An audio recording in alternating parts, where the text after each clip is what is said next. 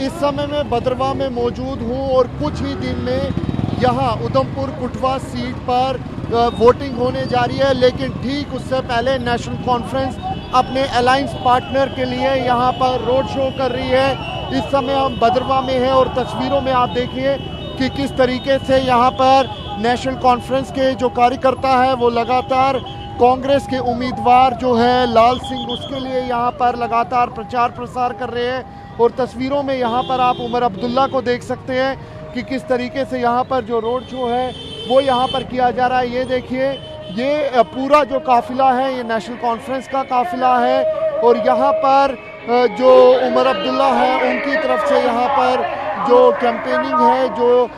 Campaigning है वो यहाँ पर की जा रही है। नेशनल कॉन्फ्रेंस के यहाँ पर जो कार्यकर्ता है वो लगातार यहाँ पर कैंपेनिंग करते हुए नजर आ रहे हैं। आपको बता दें कि इस सीट पर कांग्रेस बना बीजेपी और साथ में जो जीएम सरूरी है जो कि आज़ाद पार्टी के कार्यकर्ता है वो इस सीट पर लड़ रहे हैं। और जाहिर तौर पर ये देखिए किस तरीके से धारा 370 हटने के बाद पहली बार लोकसभा के चुनाव जो है वो यहाँ पर हो रहे हैं और इसी तरीके का जो रोड शो है वो आज नेशनल कॉन्फ्रेंस की तरफ से अपने अलायंस कांग्रेस के लिए यहाँ पर किया जा रहा है।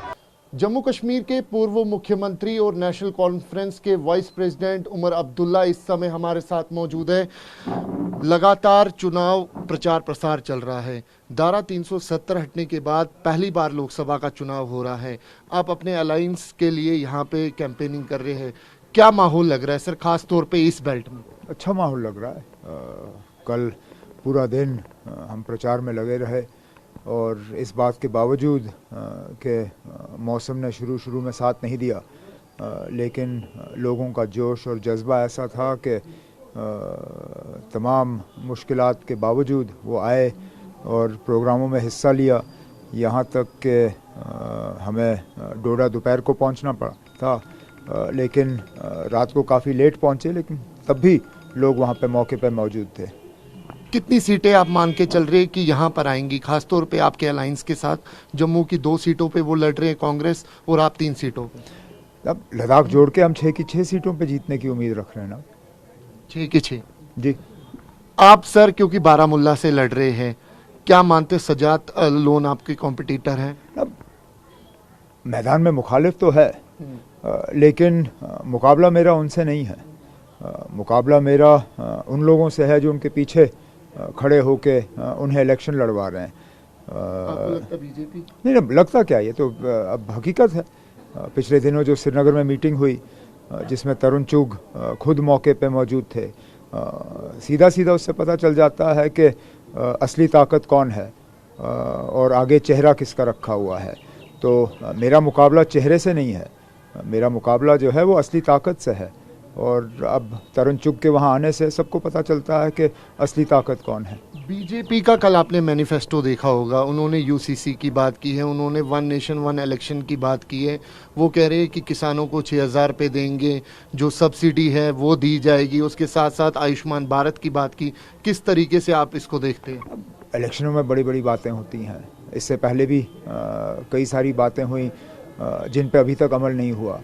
पिछले इलेक्शन में ये कहा गया था कि किसानों की आमदनी जो है उसको दुगनी की जाएगी, नहीं हुआ।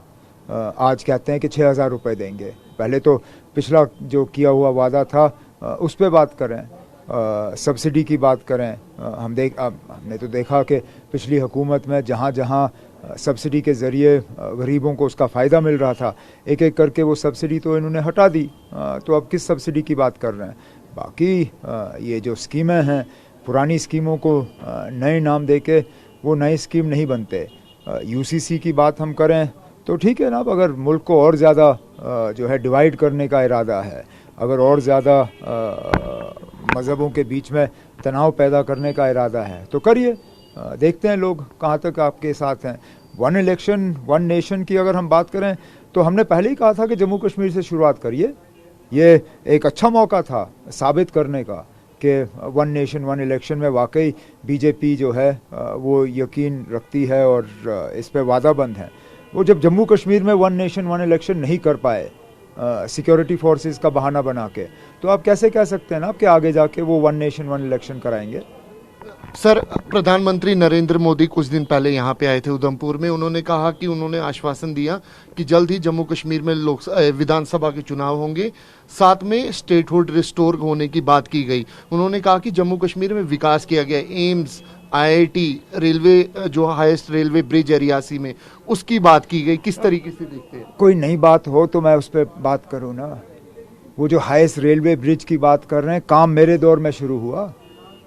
मैं अक्सर बेशतर हेलीकॉप्टर के ज़रिए जो है उस प्रोजेक्ट को जो है मॉनिटर किया करता था।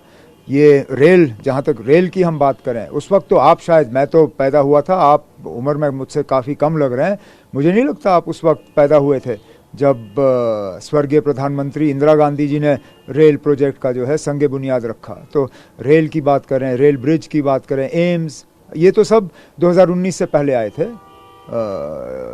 जो भी प्रोजेक्ट्स का आज जिक्र होता है वो सब 370 हटने के पहले जो है जम्मू कश्मीर में शुरू हो गए थे। वो कहते हैं विकास हुआ। विकास तो हमें दिख ही नहीं रहा है।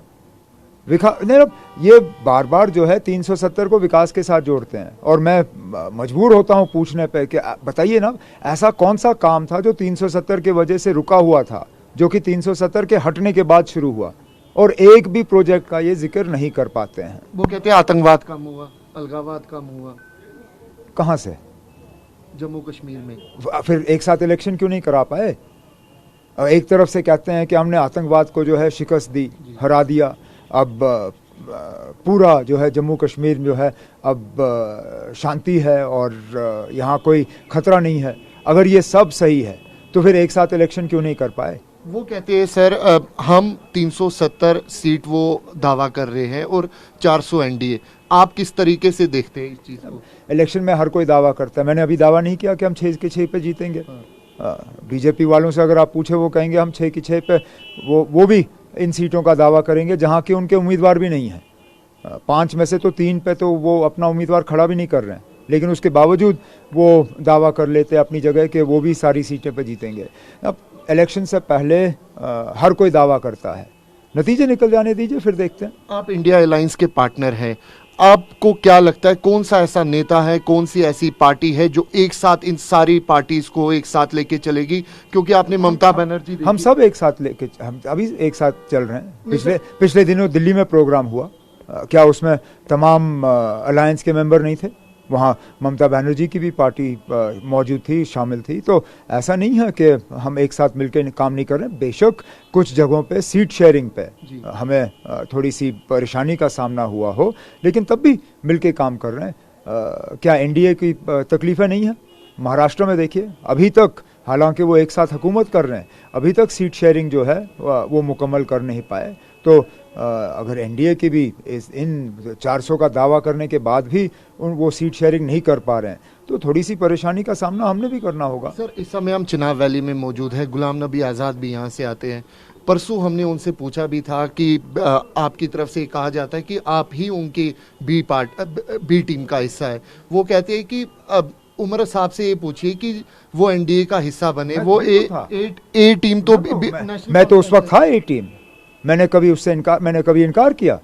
तो क्या आज़ाद साहब के इस जवाब से मैं मान लूं कि जो उस वक्त मेरी हैसियत थी वो इस वक्त आज़ाद साहब की हैसियत है? क्योंकि मैंने कब छुपाया था कि मैं एनडीए का हिस्सा था? मैं क्या पर्दे के पीछे वाजपेयी साहब की मदद कर रहा था? मैं तो खुलेआम कहता हूं ना, मैं एनडीए का हिस्सा था, और मैं फख्र से कहता हूं कि मैंने वाजपेयी साहब के साथ काम किया। मैंने उस वाजपेयी और उस हुकूमत में काम किया जिसने इंसानियत, जमहूरियत, कश्मीरियत का नारा दिया, जिसने ये कहा कि हम दोस्त बदल सकते हैं, हम यहाँ दोस्त बदल सकते हैं, पड़ोसी नहीं बदल सकते। मैंने उस वाजपेयी साहब के साथ काम किया जिन्होंने बार बार पाकिस्तान के साथ दोस्ती का हाथ बढ़ाया। मैंने उस वाजपेयी के साथ काम किया जिन्होंने श्रीनगर मुजफ्फराबाद का रोड खोला, जिन्होंने ट्रेड का सिलसिला शुरू किया। मैं फ़ख्र से कहता हूँ कि मैंने वाजपेयी साहब के साथ काम किया। अब क्या कहते हैं, हमारे आज़ाद साहब ये माने ना कि वो भी मेरी तरह बीजेपी के एक पार्टनर हैं, तो मैं भी चलूँ। देखना, आज़ाद साहब से आप ये पूछिए कि जब उन्होंने अपनी पार्टी बनाई थी तो ये कहा था कि वो एक नेशनल पार्टी बना रहे हैं। कहा या नहीं कहा? कहाँ गई उनकी नेशनल पार्टी? यहाँ तक कि उनकी पार्टी अब जम्मू कश्मीर में ही नहीं है, मां सिवाय एक सीट पे, यहाँ उधमपुर की सीट पे उन्होंने उम्मीदवार खड़ा किया है। और इस उधमपुर की सीट पे आप पूछिए उनकी पार्टी से, उधमपुर में 10 असेंबली हलके हैं, उन 10 असेंबली हलकों में कितने प्रोग्राम हुए? कठुआ में 6 असेंबली हलके हैं, उन 6 असेंबली हलकों में कितने प्रोग्राम हुए? यहां तक के चिनाब वादी में, रामबन में भी उन्होंने प्रोग्राम किया नहीं, सिर्फ वहां प्रोग्राम किए जहां पे वोट काटने से बीजेपी को फायदा हो सकता है। लद्दाख को लेकर हम बात कर रहे हैं। आपकी पार्टी लगातार सरकार को घेर भी रही थी कि लद्दाख में चाइना ने किस तरीके से ज़मीन ली, लेकिन सरकार ये कह रही है कि एक भी हिस्सा चाइना के पास नहीं है, एक भी ज़मीन उन्होंने नहीं एंक्रोच की। आप वहाँ जाइए, लद्दाख के लोगों से पूछिए ना, छोड़िए हुकूमत क्या कहती है। इनको अब इनसे सच बुलवाना कभी कभार मुश्किल हो जाता है, लेकिन आप खुद जाइए, लद्दाख के लोगों से पूछिए, जो खासकर वहाँ माल मवेशी पालने वाले लोग हैं, वो जानते हैं ना आपके कितना ज़मीन का जो है हमारा हिस्सा अब चीन के कब्जे में है। जो करंट सिनेरियो, क्या आपको लगता है कि पाकिस्तान से बात होनी चाहिए? अब पाकिस्तान में अब नई हुकूमत आई है, यहाँ पे इलेक्शन होने अभी बाकी हैं, इलेक्शन मुकम्मल होने दीजिए, उसके बाद इस सवाल का हम जवाब दे सकते हैं। लेकिन बातचीत का जो माहौल तैयार करने की अगर हम बात करें तो उसमें दोनों मुल्कों की जिम्मेदारी बनती है। ऐसा नहीं है कि मैं सिर्फ अपने मुल्क से कहूं कि आपने बातचीत का सिलसिला जो है वो शुरू करना है। बातचीत का सिलसिला शुरू करने के लिए माहौल बनना चाहिए, और माहौल तैयार करने के लिए पाकिस्तान की भी जिम्मेदारी बनती है। वो अपनी जिम्मेदारी निभाएं, हम बातचीत के लिए जो है जोर देंगे। सरकार तो कहती है बातचीत तब होगी जब अब तो सिर्फ पीओके पे बात होगी। तो करिए, किसने रोका आपको पीओके पे बात करने से? तो करिए ना बात। आप जब बात भी नहीं कर रहे हैं तो फिर और जहां आप पीओके पाकिस्तान के साथ पीओके पे बात कर रहे हैं, जरा मेहरबानी करके चीन के साथ अक्सर चीन पे भी बात करिए। जम्मू कश्मीर का अगर एक हिस्सा पाकिस्तान के पास है तो एक हिस्सा चीन के पास भी है ना। ये जो आप बहादुरी और हिम्मत से पाकिस्तान के बारे में बात करते हो, जरा इतने दम से चीन के बारे में भी बात करिए, ताकि वो जो अक्सर चीन का हमारा हिस्सा है वो हमें वापस मिले। 90 के दशक में कश्मीरी पंडित यहाँ पे विस्थापित हुए थे जम्मू में। एम फॉर्म एक बड़ा विषय था उनको लेकर, इलेक्शन कमीशन ने अब एम फॉर्म खत्म किया, किस तरीके से आप देखते हैं? अच्छी बात है, हम चाहते हैं कि बढ़ चढ़ के वो इलेक्शन में हिस्सा लें। हम तो ये चाहते हैं कि जल्द से जल्द एक ऐसा दिन आए कि वो अपने घर से वोट दें बनिस्बत के कैंपों से। लेकिन तमाम वादों के बावजूद बीजेपी इस मामले पे फेल हो चुकी है। और किया क्या इन्होंने? मैनिफेस्टो में, मैंने पूरी तरह से इनका मैनिफेस्टो पढ़ा नहीं, लेकिन शायद ही कहीं पे वहाँ कश्मीरी पंडितों का जिक्र होगा। मैं पूछता हूँ बीजेपी से कि पिछले 5 साल जो इस हुकूमत के रहे, कितने कश्मीरी पंडित आपने वापस कश्मीर लिए? उल्टा हाल ये है कि वहाँ जो बसे हुए थे वो भी वहाँ से भागने का काम करना शुरू कर गए। जिनको हमने नौकरी दे के कश्मीर में वहाँ बसाया था, वो नौकरियाँ छोड़ के वापस आए। हाल ये था, और इतना खौफ और डर दोबारा वहाँ कायम हुआ। एक आखिरी सवाल, ऐसा क्या हुआ कि महबूबा मुफ्ती ने अपने 3 कैंडिडेट उतारे, खुद रजौरी पुंछ से उतरी, आपके साथ अलायंस में थी वो? क्योंकि शायद जिस फार्मूला के तहत हमने डीडीसी के सीट बांटे, और बिल्कुल उसी फार्मूला के तहत हमें पार्लियामेंट के सीट का जो है फैसला करना था, वो फार्मूला उनको एक चीज़ के लिए ठीक लगा लेकिन दूसरे के लिए ठीक लगा नहीं। हमने डीडीसी के जब सीट बांटे तो 2014 के असेंबली नतीजों के बुनियाद पे बांटे। सीधा फिर उससे आप ये निकाल सकते हो कि 2024 के पार्लियामेंट के सीटों का बंटवारा जो है 2019 के पार्लियामेंट नतीजों के बुनियाद पे होना चाहिए था, जो कि पीडीपी को शायद ये बात सूट नहीं कर गई। उन्होंने अपना फैसला ले लिया तो ले लिया। अरविंद केजरीवाल को लेकर क्या कहेंगे? जिस तरीके से जेल में है, कहीं आपके अलायंस के पार्टनर है, उनको भी टारगेट किया जा रहा है। अब ऑपोजिशन की किस पार्टी को टारगेट नहीं किया हुआ है? कैमरा पर्सन अनुदीप शर्मा के साथ अंकित भट्ट, TV9 भारतवर्ष के लिए।